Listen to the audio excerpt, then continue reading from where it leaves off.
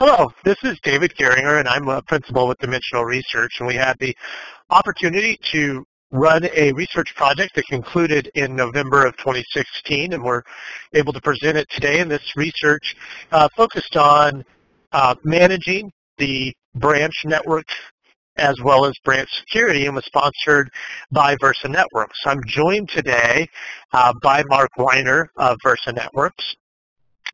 Well, thank you, David.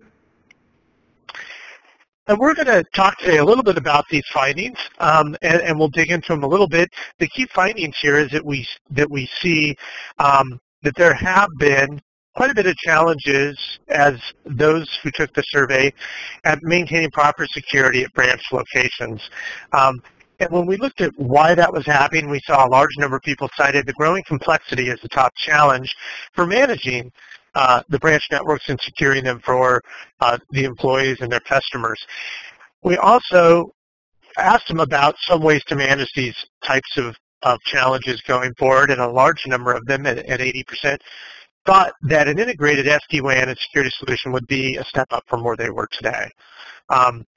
Along with the challenges that we saw, that almost everybody noted that there were significant challenges to managing their WAN, we saw that a large percentage of them must manage a great number of physical devices and security devices at each location, which is giving rise to some of the challenges and the complications that they've reported. And lastly, we have seen a little bit of the consideration here that when looking at software-defined WAN, that a managed service offering might fit some of their challenges and might help rectify the problems that they're having there. Let's get into the details. Let's talk a little more about the findings and a little more about the data behind them. But before we do that, let's just talk a little bit about the research methodology and the participants. As we noted, the primary research here was to capture how companies are managing and securing their networks at branch locations and the types of technology and approaches they're using to do that. We surveyed 308 participants worldwide, and they were invited to come in and participate in this survey. And the participants were also given a small compensation for their time. As we look at the companies and the surveys represented, we see that we've covered most of the major industries here on the left, and most importantly, that we have gone through and we've gotten good representation of a large number of company sizes ranging from 1 to 5,000, which are typically kind of your small enterprise, including your large and your very large enterprises. So this represents something we see from a research size as being very comprehensive and speaking to the market as a whole. When we also asked in the qualifications for the participants, we wanted to know, where they were. And here we see nearly a quarter of them represented the executives.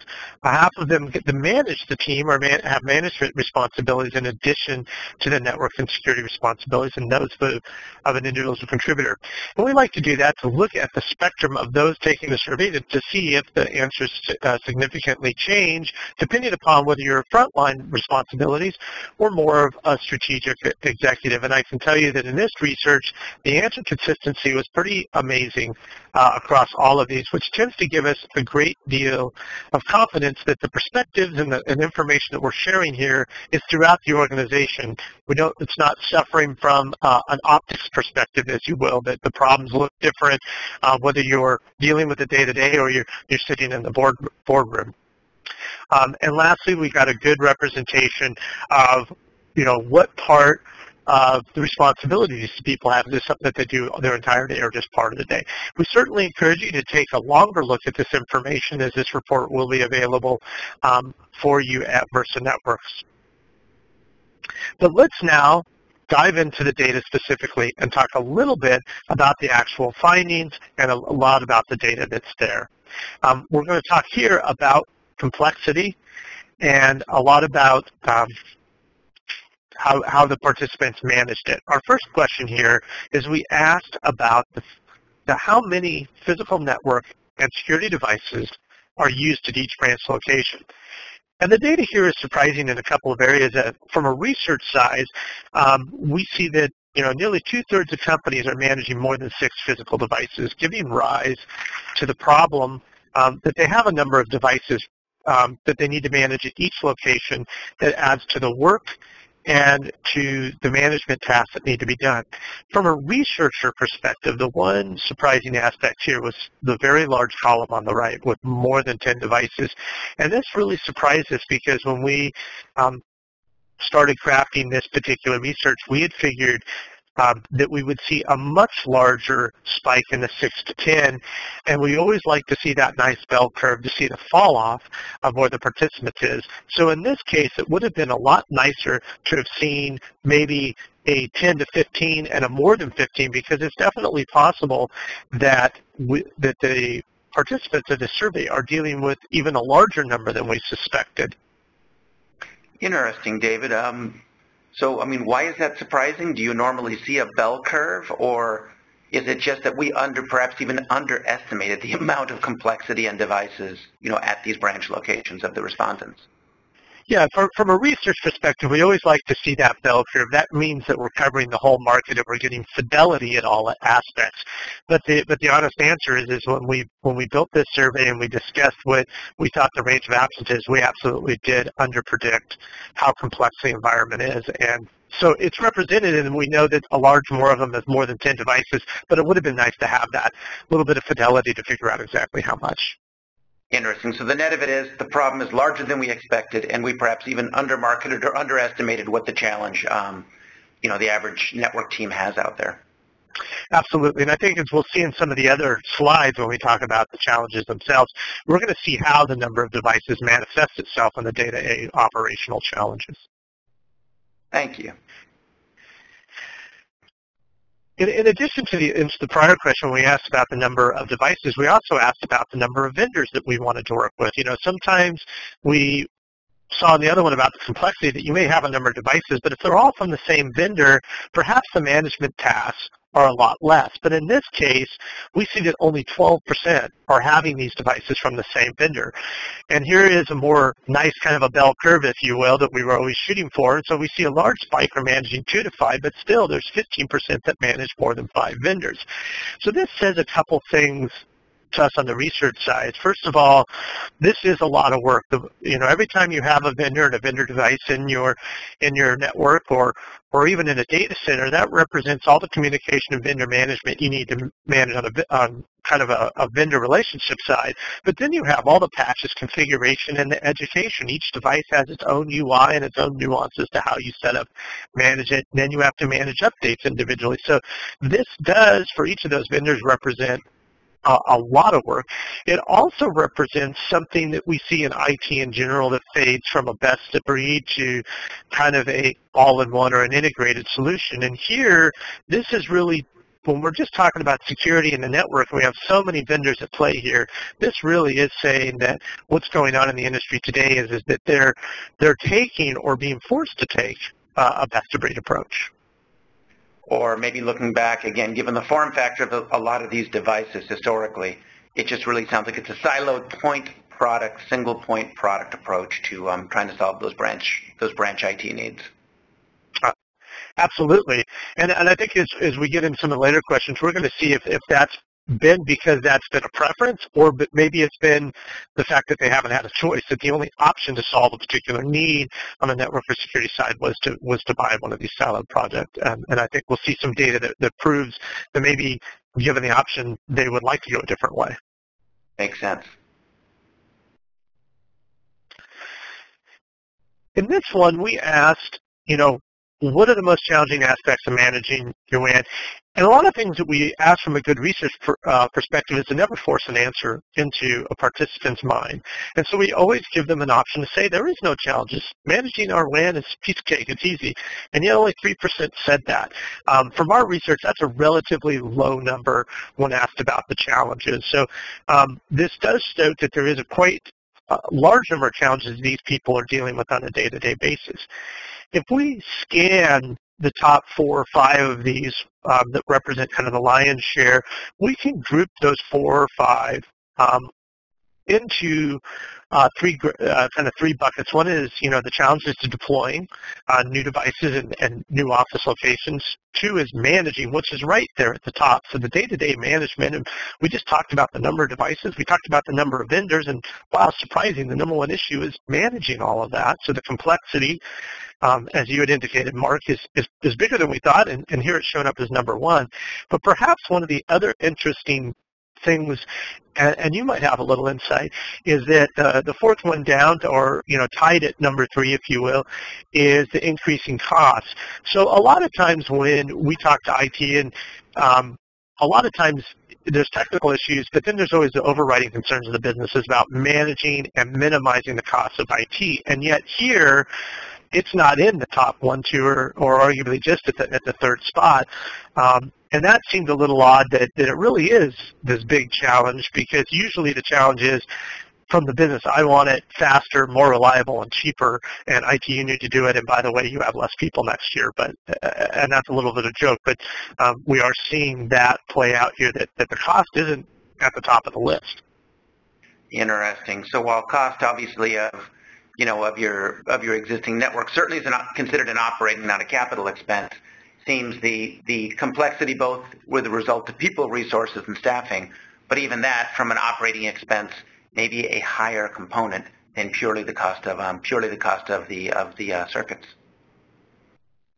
Correct, and that might be a good explanation. As we kind of look at this list, and the last of the top qualifiers is providing access to cloud applications. Now, we know that cloud is no longer new for IT. It's been around for a number of years. It's gone through the trough of disillusionment, if you follow that kind of analysis. And it's become mainstream, and most companies are using it in one fashion or another. But the fact that it's making here fast access means that while they have all these challenges deploying and managing, it does mean that likely the business and their concerns and their complaints have raised that issue to them, so that it's showing up here as well. It is becoming a more common way that the business accesses applications or deploys them to their customers. So for it to be here on the network guys' minds, they know that this is a complaint that must be coming from the business. Exactly. Interesting observation.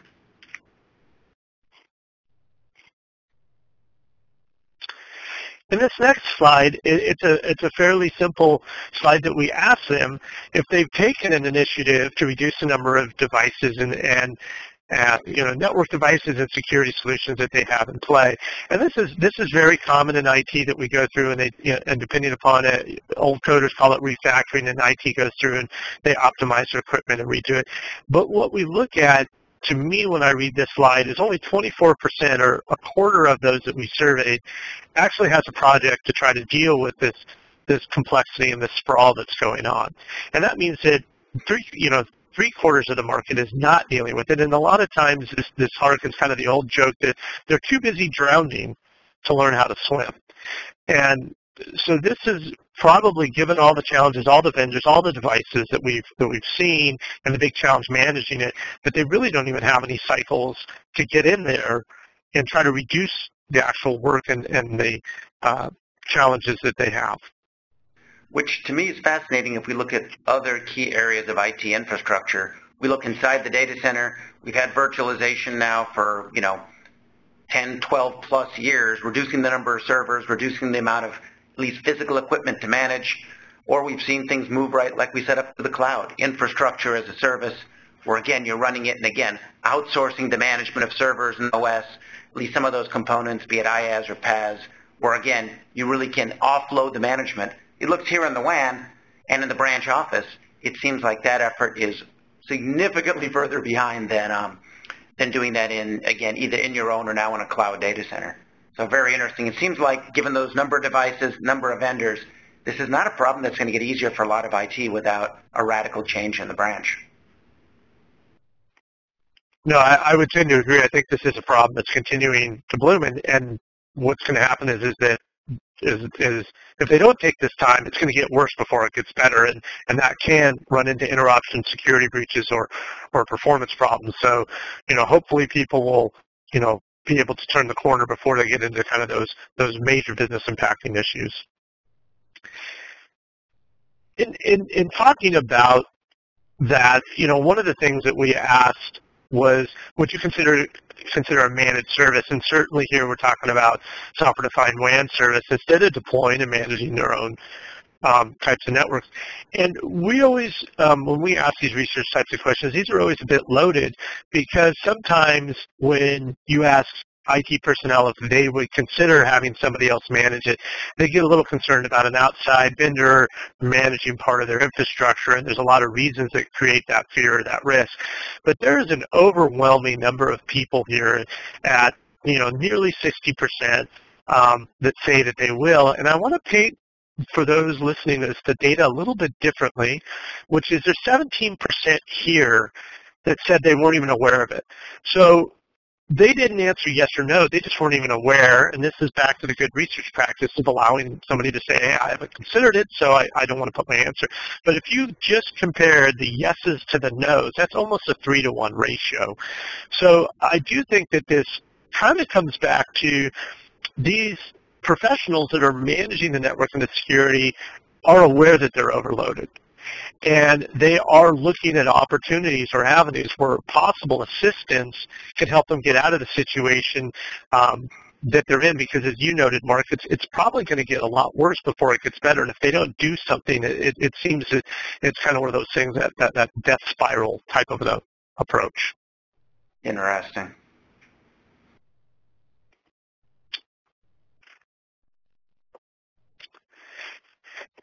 Now, as we start to examine this one, which is we asked them, since those who said that they were interested in considering an SD-WAN, we asked them what benefits they expected out of it. And the first thing, as a researcher, we tend to look at the shape of these graphs. And if you look at the shape of this graph, it's a very gradual decline of, just 12 points from the kind of the top to the bottom, which really shows that these are very tight, and we could make an argument about who's number one and number two and number three, but the fact that they're all so close shows that there are a lot of expected benefits that they want to see out of this, and that's what would make them consider it. The one right at the top is making the service provider accountable for issues. And this is something that I think, if we think all the way back to the first couple of questions about the number of vendors and the number of devices, perhaps we should have even added in other vendors that we've neglected, because we were just talking about, the devices they have to manage and those that provide the solutions.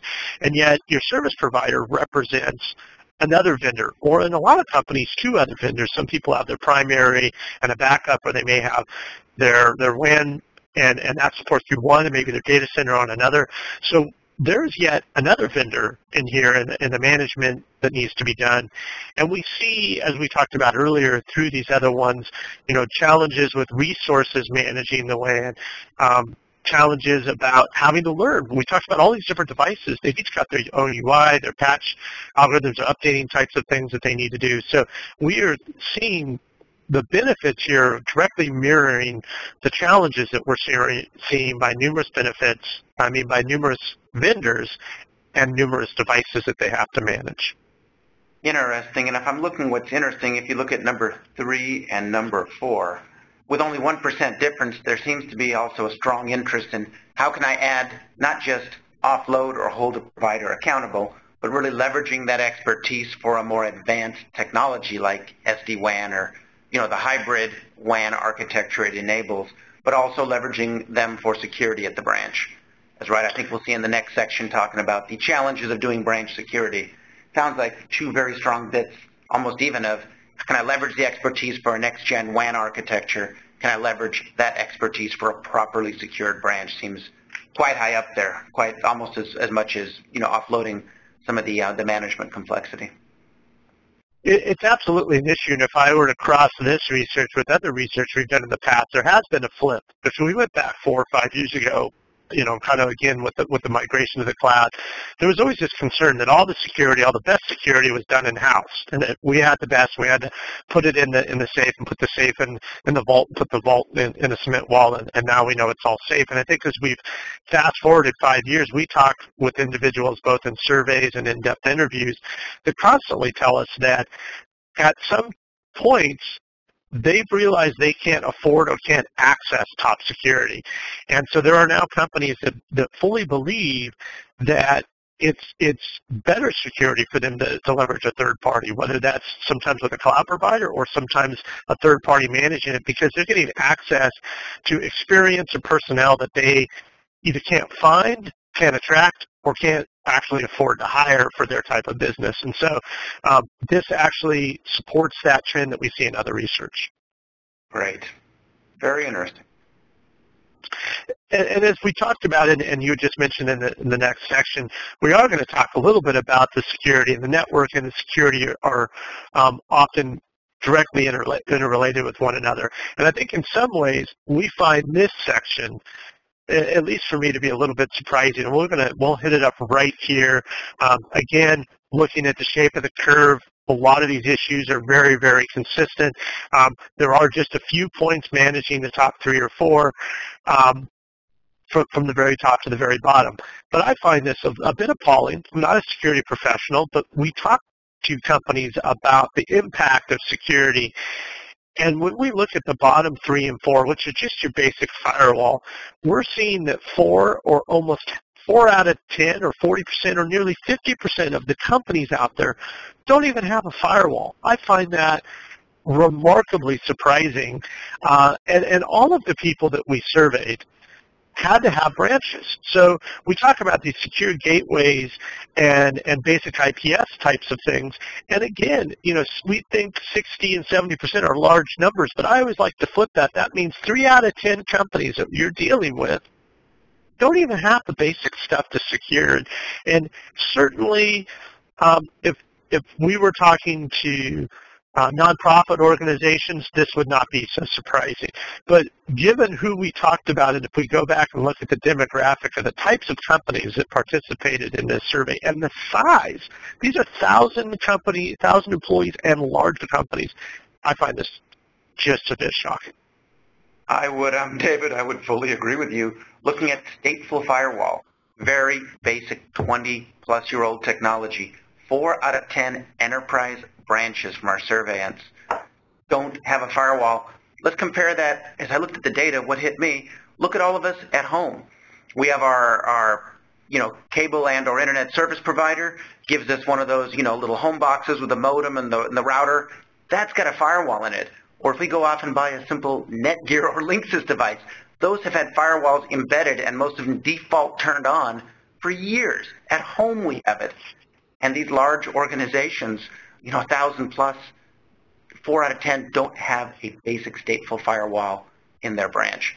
Something tells to me that is interesting. Gartner had a report a few years ago that said by 2016, this year we're finishing here, that by 2016, 30% of attacks are going to enter through the branch or remote office location. It seems like this stat, 4 out of 10 are giving them a door to do so. It certainly, this would be one of those types of questions that you find appalling, and sometimes we have a saying, good research opens, or creates new questions. So I certainly would love to come back and ask these people, well, how are you securing it? And unfortunately, we didn't have the foresight to ask that question, because I think we both thought this was going to be probably 80-90% painting it. But very interesting findings, and seriously a risk, but perhaps an opportunity as well. Indeed. And the next one, we saw this early on, and Mark, you mentioned this the first couple of slides about the complexity was greater than we predicted. And we see it, again, appearing as the number one issue for managing the branch security. And we think about it here, we have cloud-based mobile technology. I think the new term that everybody's thrown around is, Internet of Things.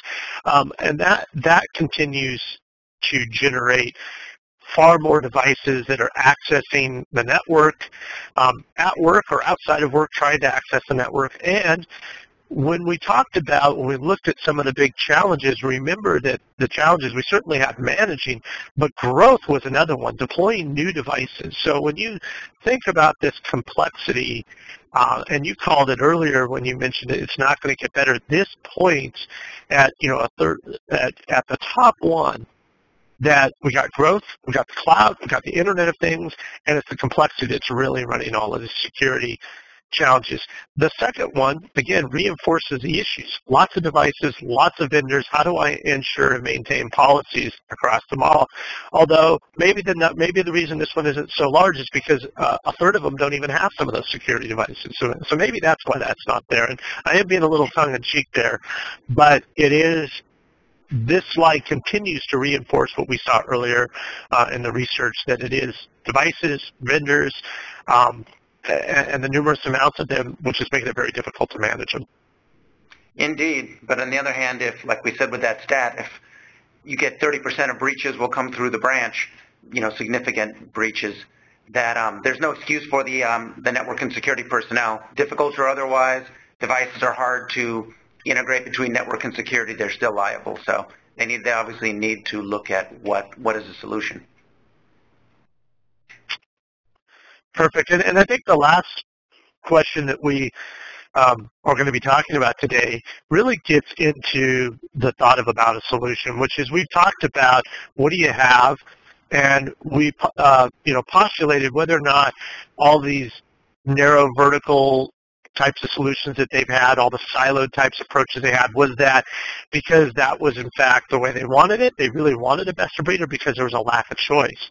And I think when we bring that all the way here and we look at this particular data, 8 out of 10, which from the research world is a huge number. Anything over 80% is a huge number, representing, that's the majority of the market, the way they're thinking today.